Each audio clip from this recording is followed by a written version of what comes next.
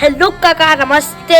ఎక్కడ అందరూ ఇప్పుడు ముచ్చట ఏంటంటే ముచ్చటే కాక నేను చోటపడ్డాక బడగమా కాకా నిన్నటి నుండి అయితే ఒక ట్రోల్ అనేది నడుస్తుంది. అది ఎవరి గురించి అంటే మన జానమ్మ గురించి.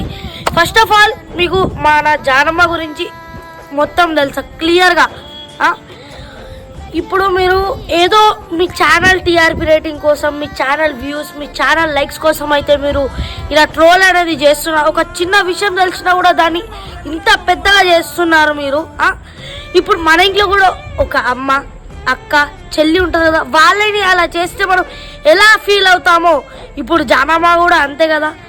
ఒక మగవాడి సపోర్ట్ లేకుండా తన కొడుకు ఒక మంచి స్థాయికి రావాలని, తన కొడుకుకి ఒక మంచి లైఫ్ ఇవ్వాలని అయితే తను పగలు రాత్రి ఎండ వాన ఏది చూసుకోకుండా అయితే ఎంత మంచిగా పర్ఫెక్ట్గా వర్క్ అయితే చేస్తుంది. మీ అందరికీ తెలుసు కదా జానమ్మ. నీకు ఎవ్వరేమన్నా కూడా నీకు మేమందరం ఉన్నాం. నీకు కోట్లాది మంది సపోర్ట్గా అయితే ఉంటారు.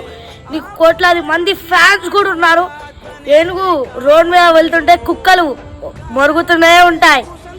అలానే నేను ఈ ట్రోల్ చేసే వాళ్ళకి చెప్తున్నా, ఏదో మీ టీఆర్పీ రేటింగ్స్ కోసమని ఇలా చేయొద్దు బ్రదర్, అర్థమవుతుందా?